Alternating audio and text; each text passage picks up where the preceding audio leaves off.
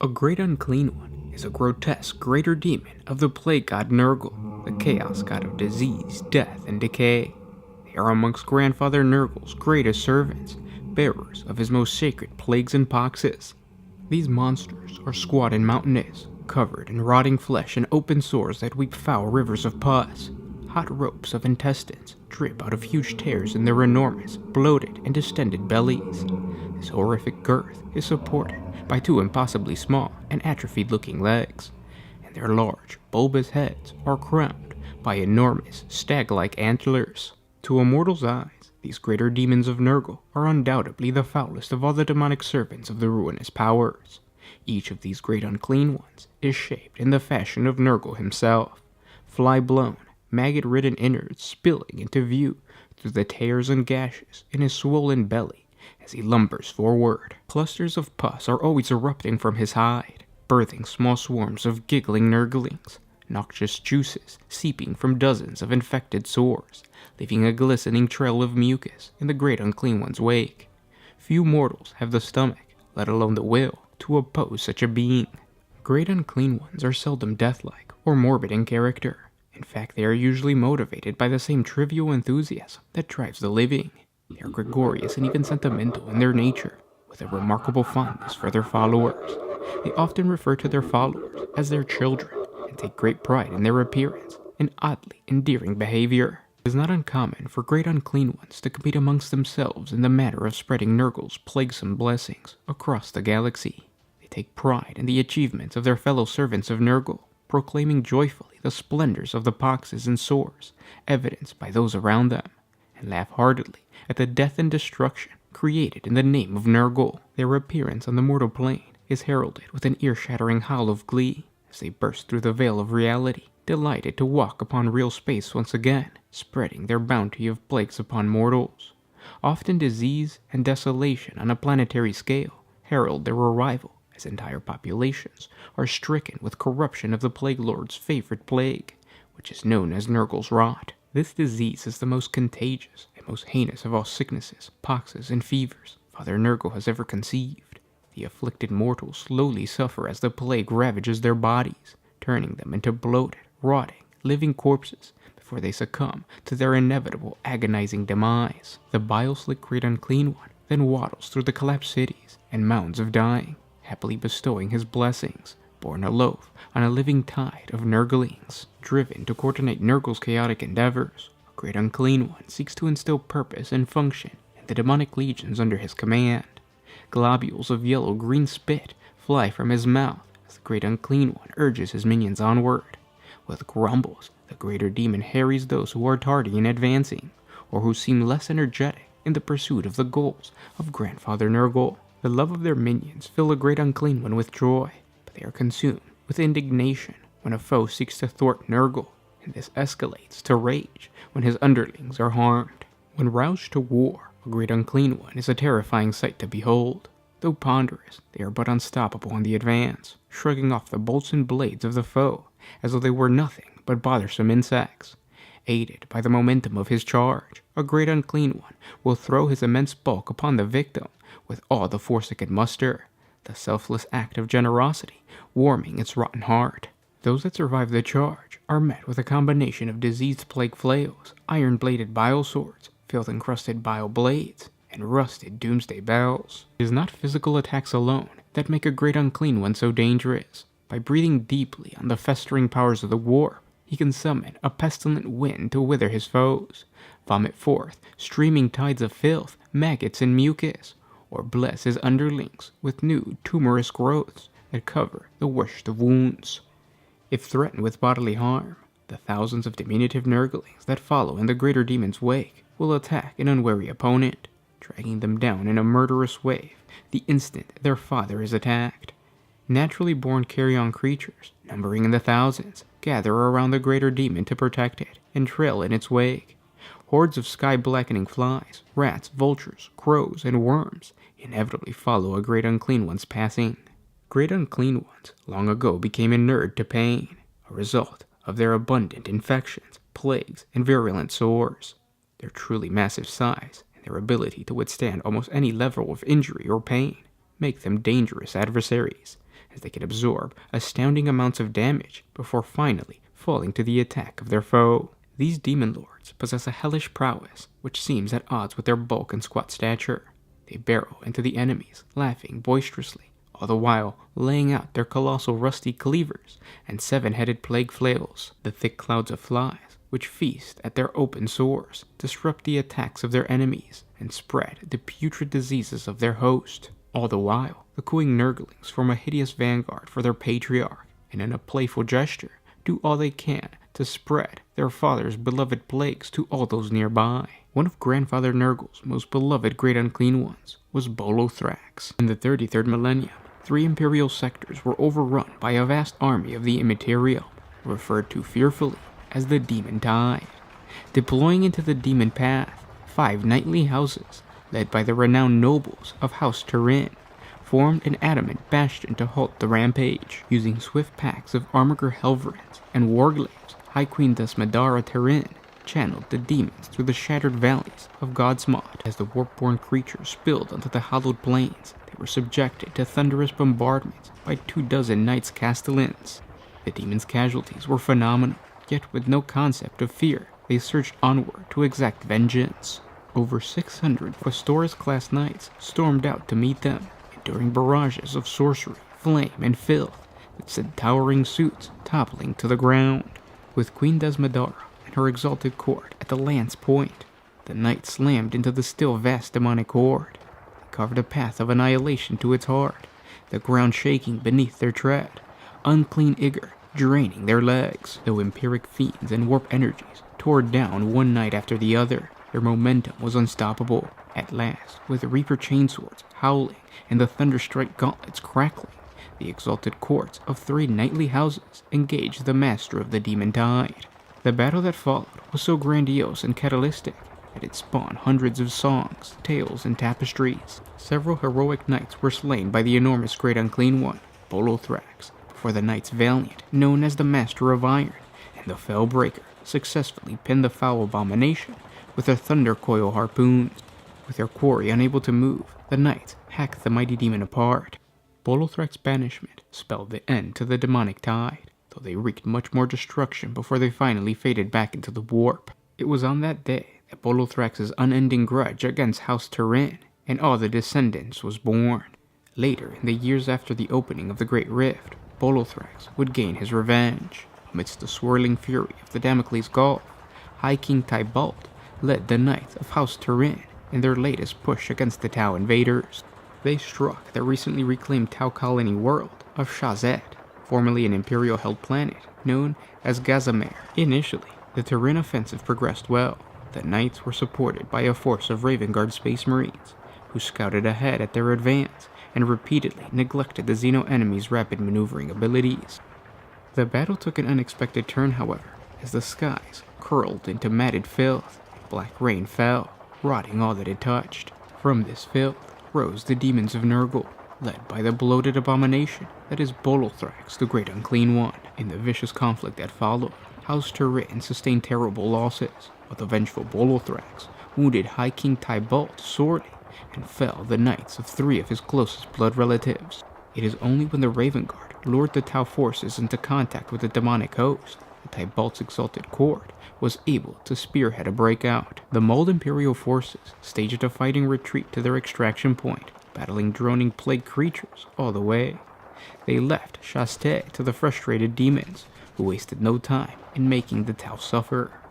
In another part of the galaxy, during the Battle of Hamagora in the early 42nd millennium, the Second Company of the Sights of the Emperor, newly reformed with Primaris Astartes battle brothers, in the wake of the reinforcements brought by the Indominus Crusade, found itself under siege upon the Hive World, assailed by an endless swarm of Nurgle demons. Intercessor squads established a punishing series of kill zones amongst the ruins of the Hive City, yet for every demon they slew, 2 more emerged from the dank tunnels of the Undercity, and their casualties began to mount. Operating in total secrecy, Strike Force, harbinger of the Grey Knights' 5th Brotherhood, teleported into the sub-city. Their quarry was the Great Unclean One, Gom Gatol, who had turned the city's sprawling sewage works into his personal baths. Hordes of putrid demons crawled endlessly forth from the rancid gruel, After a bloody battle, a strike team finally sent the Great Unclean One screaming back into the warp. Hamagora was saved, though the Scythes never discovered how. Within the pantheon of Nurgle's demonic children, Baulus is one of the Plague Lord's most favored servants. This ancient, pestilent evil has plagued mankind for long millennia. Baulus boasts that he even fought the Emperor of mankind at some unknown point in history, and that not even the latter could kill him. Sometime during the 38th millennium, Nurgle dispatched Baulus to spread his pestilence and plagues amongst the crowded hive population of the imperial hive world of Arius. Unbeknownst to the Demon Lord, he had blundered into a well-executed trap set by the Eldar. Led by their leader, Farseer Corel, the Eldar warriors dropped from the sky and attacked the vile demon in mass. Corel then began the necessary rituals in order to bind Baulus, trapping the loathsome creature within the psychic construct known as the Black Pyramid. Unfortunately, the Eldar were interrupted when they were attacked by Imperial forces before they could complete the ritual. Aided by the Inquisition, the Space Wolves, and a detachment of Imperial guardsmen from the Galt regiments, they assaulted the Eldar. During the ensuing melee, they seized the arcane talisman of Lycos. As the brutal fighting continued, the talisman was broken into 3 separate pieces, rendering its powers dormant. At the conclusion of the battle, the commanders of the Imperial forces divided their prize amongst themselves. One piece was taken by the Inquisitor Dark, the second piece by the senior Space Wolf commander and taken back to the Fang, and the remaining piece was given to Commander Byron of the Galt regiment to be taken back to his homeworld of Galt. The Great Unclean One, Baulus, remained fettered within the Black Pyramid by multiple layers of arcane warp packs, Eldar spirits, and the Farseer's powerful incantations. These intricate patterns only revealed their flaws once every 3,000 Terran years, when the comet Balestar became visible in the sky, and the Arius' moons were in proper alignment. While in prison, the Great Unclean One was still able to communicate with his foul servants on a limited basis. During his imprisonment, he eventually discovered the location of each broken portion of the Talisman of Lycos. The Demon Lord schemed to acquire these pieces so that he could free himself from his wretched prison. The return of the comet Balestar in the late 41st millennium heralded a dire omen for the planet. This coincided with a deadly plague that had struck the hive world, though the coincidence was actually helped along by the subtle manipulations of Baulus and his foul agents hidden amongst the masses of the Aryan citizens. Heeding the dire warnings of the Oracle of Charon, Inquisitor Ivan Sternberg turned to the Space Wolves for help in recovering the piece of the ancient talisman of Lycos, which could cure the disease-ridden planet and restore order. This was to be the first mission of Ragnar Blackmane of Barak Thunderfist's great company as a Bloodclaw. Blackmane was assigned to assist a pair of Inquisitors, Ivan Sternberg and Kara Isan, in recovering this talisman. The Inquisitors had come to Fenris to request the aid of the Space Wolves in reclaiming the Eldar artifact. Sternberg suspected that the Black Pyramid, a famous structure on the planet, which had been the site of a great battle of the Space Wolves, the Imperial Guard, and the Inquisition against the Eldar, could restore the planet. One piece of the talisman, kept in the vaults of victory within the Fang, was to be found on the planet of Galt, and the third was lost in the warp aboard a derelict Space Hulk. Unknown to Inquisitor Sternberg, one of his servants, Commander Ghoul of the Inquisition's vessel, Light of Truth, was a heretic and a servant of Baulus. Acquiring the first piece of the talisman from the Astartes, the Inquisitors and the Space Wolves set out for the world of Galt. When they arrived at the planet to recover the second piece of the talisman, they found an Orc horde had invaded the system, and the Orc warlord, Gorg, had taken possession of the piece of the talisman found on Galt. Ragnar and his companions infiltrated the Orc horde and battled against the Greenskin warlord to reclaim the second piece of the talisman. Inquisitor Eisen then used her psychic abilities to discover that the last piece of the talisman was aboard a Space Hulk near the dead sun of Coriolis. Ragnar and the Inquisitor successfully recovered the final piece of the talisman after battling many dangers, such as tyrannid gene stealers found aboard the drifting Hulk. After acquiring the final piece, the group of Imperials traveled to the planet to use the talisman. When they arrived, they found nearly the whole planet had been already infected by the plague. Taking the arcane item to the center chamber of the Black Pyramid, before they entered the structure, they were warned by what appeared to be an Eldar spirit not to use the device. The Inquisitors and their Space Wolf escorts ignored the warning. When Inquisitor Sternberg activated the talisman, they unwittingly released Baulus from his imprisonment, much to the shock of the Imperials. The gloating Great Unclean One recounted his tale of how he became imprisoned within the psychic construct, then proceeded to explain how they had been manipulated to do his bidding all along, calling forth his minion, Commander Gull, to receive his reward for his faithful servitude. Ragnar Blackmane quickly drew his bolter pistol and shot the corrupt officer through the head, killing him. Inquisitor Eisen then boldly attacked the Great Unclean One with his psychic abilities, but Baulus mortally wounded her. The Demon Lord reanimated Gull's corpse, ordering the Revenant to kill the intruders. Tapping into the power of the Black Pyramid, Baulus began casting a grand spell of archaic power, animating millions of the planet's plague victims as plague zombies. Inquisitor Sternberg and the Space Wolves valiantly fought the Great Unclean One, distracting the loathsome creature long enough for Eisen to siphon the power of the Talisman of Lycos in order for her to seal the Black Pyramid, sacrificing herself in the process and trapping Baulus within for another 3,000 Terran years. The Great Unclean One, known as Ulcare, has been a blight upon mankind since ancient times. During the 40th millennium, the imperial world of Aurelia was engulfed in a warp storm. The resulting turbulence pushed the planet out of its natural orbit, causing its environment to plunge into an unnatural and unexpected ice age. The world became entirely engulfed in ice as the temperatures plummeted, turning Aurelia into a frozen planetary wasteland, referred to by imperial scholars as an ice world. Much of its population died as a result of the sudden frigid environmental changes. When Ulcare manifested on the doomed planet during the warp storm, he was confronted by the chief librarian of the Blood Angel Space Marine chapter, Moriah, who managed to wound the greater demon before dying from his own mortal wounds. In an act of vengeance, another librarian of the Blood Raven Space Marine chapter, Azariah Kairos, defeated Ulcare, imprisoning the immensely powerful demon on the frozen planet. Then the warp took the world and Kairos along with it.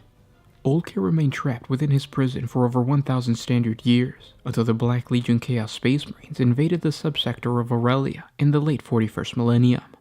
Led by their thrice-damned leader, the Chaos Lord, Eliphas the Inheritor, a former Dark Apostle of the Wordbearers, who had been restored to life by the Chaos Gods to regain vengeance upon the Blood Ravens. The Black Legion was intent on releasing Ulcare from his imprisonment so that he could pursue his wrath upon the people of the subsector. When the Black Legion invaded the subsector during the events of the Second Aurelian Crusade, Eliphas and his minions captured several Space Marines and then sacrificed them in order to free Ulcare from his infernal prison. The arcane ritual freed the greater demon, as well as restored Aurelia to real space, enabling the Demon Lord to manifest within the disease-ridden bodies of the Plague Marines, which served as his demon hosts. Once Ulcare successfully freed himself from his imprisonment, the newly returned ice world of Aurelia was torn asunder.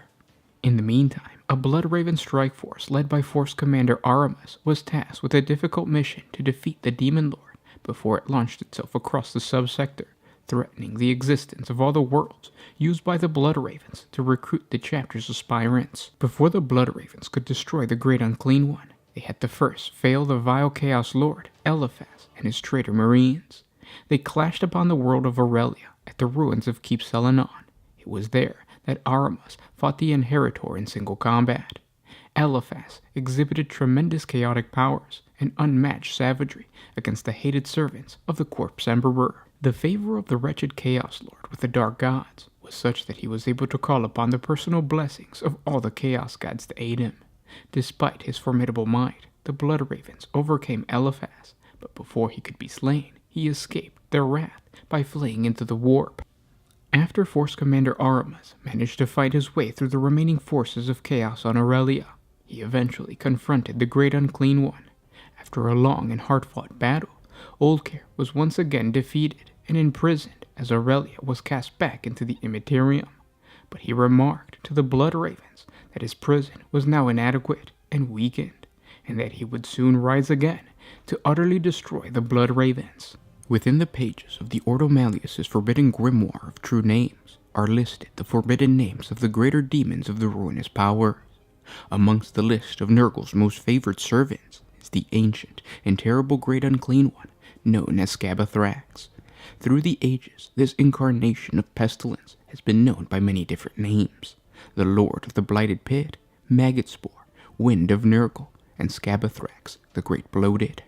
This greater demon makes his home upon a demon world dedicated to plague deep within the Eye of Terror, within one of Nurgle's greatest demonic sprawling pits, called the Blighted Pit. From within this toxic, rotting pit of noxious and blights are spawned the foul creatures that Nurgle releases upon the universe. Only the most dedicated of Nurgle's followers can summon forth the Lord of the Blighted Pit from his home in the warp. When he crosses the veil of reality onto the mortal plane, he appears only briefly to spread disease and decay amongst the enemies of Nurgle, before returning to wallow in his beloved filth of the Blighted Pit once again. Mercifully, Scabathrax has only been summoned twice within the last millennium. Up until the second summoning, during the Siege of Vraks, Scabathrax had not been encountered since the contingent of Viriath over 900 Terran years earlier. This great unclean one is truly a horrific sight to behold when he does appear in real space. He jovially lumbers along, humming to himself and whistling merrily, surrounded by an impenetrable swarm cloud of large black flies, thousands of Nurglings clamoring over his mountainous bulk and scampering across his taloned feet, fighting for the choicest morsels of rotten flesh or a succulent postulate to suck on. Wherever this greater demon treads, decay blossoms, flora and fauna blacken, rot, wither, and turn to slime. The ferrocrete cracks and crumbles into dust and slime. Noxious pools of pestilent goo lie in his wake. He carries a massive, crude, rusting cleaver known as the Blade of Decay. When it strikes someone, it has the power of rapidly aging and decaying all it touches. Armored vehicles rust away into some junk, and the wounds of an injured become instantly infected, quickly turning the flesh necrotic as it rots away. When Scabathrax was summoned to the Imperial Armory world of Vraks Prime by the traitor legions of Chaos, many of his followers from the Blighted Pits, including plague bearers, swarms of Nurglings, Nurgle beasts, and all manner of foul chaos spawn and demon engines, were brought forth. The followers of Nurgle turned their attention upon Vraks Prime, happily spreading their rot and corruption, with the intent to turn Vraks into a new plague world for their patron god Nurgle. When this demon lord was confronted by Inquisitor Vraks of the Ordo Malleus, he struck the demon hunter with his fell blade, turning the Inquisitor into a puddle of oozing organic slime. Scabathrax was only stopped by the intervention of the Grey Knight Space Marines, whose hero, Captain Stern, brought the demon lord low. Once defeated, the great unclean one's spirit was sent howling back to the realm of chaos, returning to the corrupted lair within the Blighted Pit. Though this greater demon's incursion on Vraks was stopped, it did not hamper the demonic hosts of Nurgle from rampaging across the benighted planet, causing havoc and spreading their infection wherever they went. Not all notorious great unclean ones are as ancient as Scabathrax. The foul great unclean one, known as Kugath, began humbly enough as a diminutive Nurgling serving Nurgle. He once sat upon the great shoulders of the Lord of Decay, as no more than a mite, while his master concocted the most virulent toxins ever created. Tumbling from his nesting place while Nurgle was mixing the noxious content, Kugath fell into the rusty cauldron. Taking a great drink of the filthy contents, the minor demon quickly swelled with power. Invigorated by the potent cauldron of poxes, Kugath continued to drink and drink until the cauldron was empty.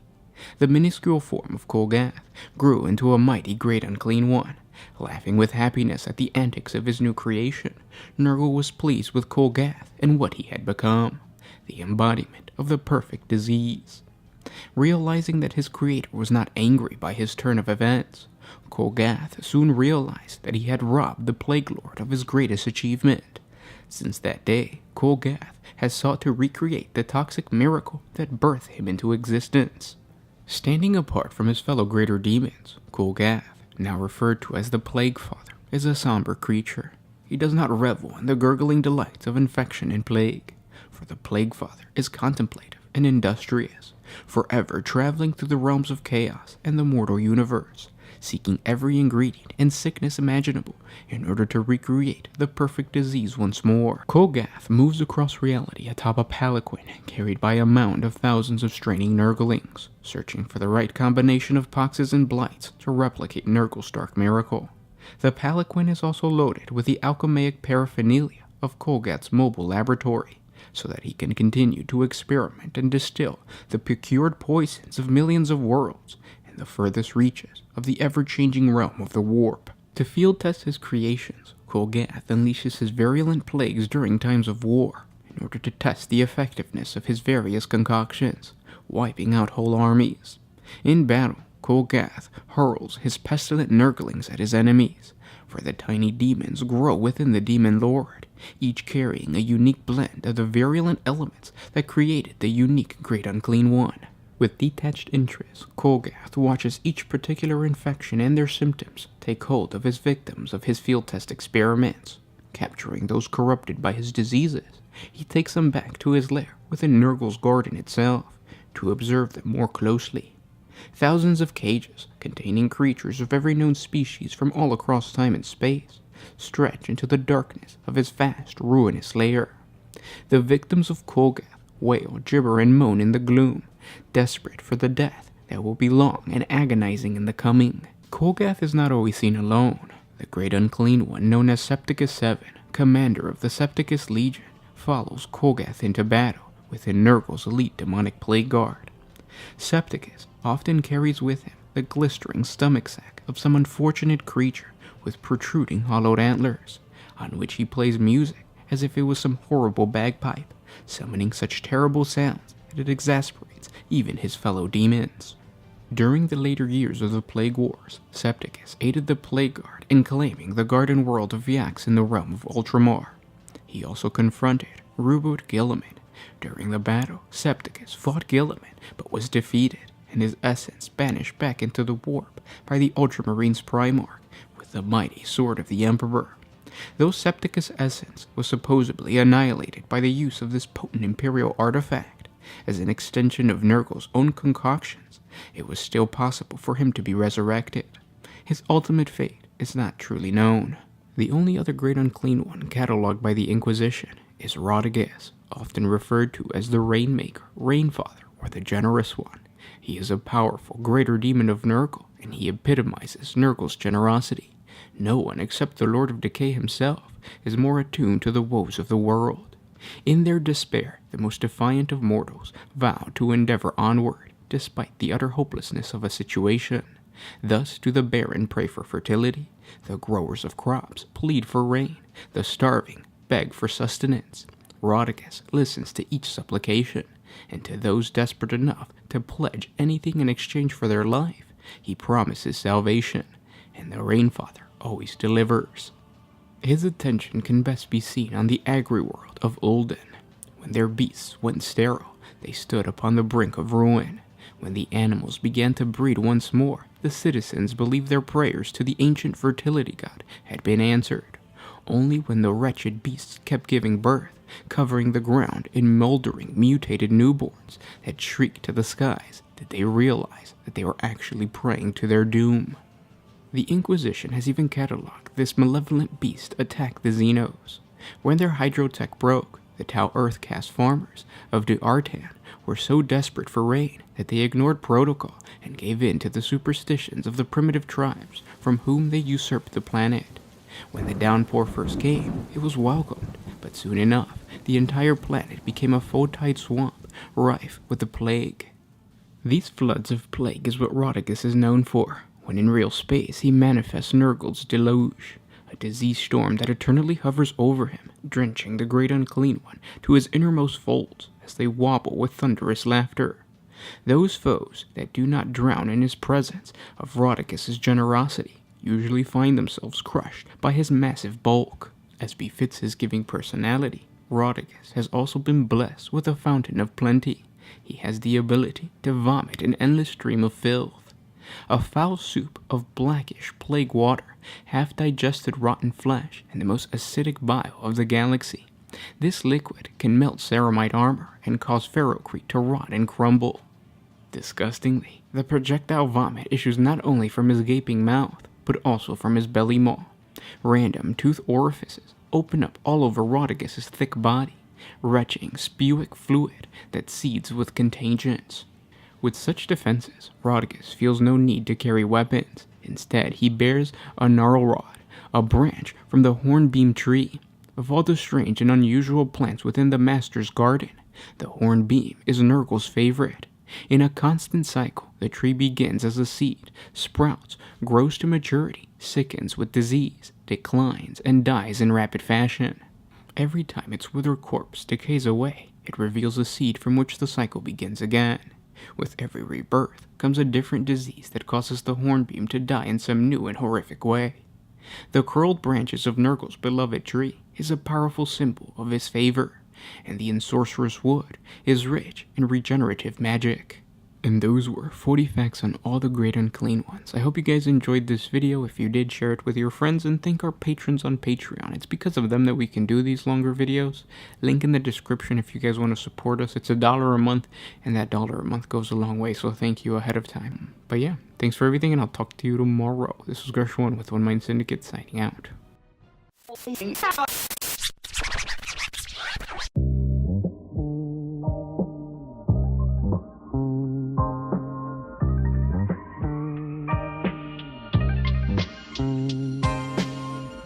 Oh, I used to put my freedom first, and then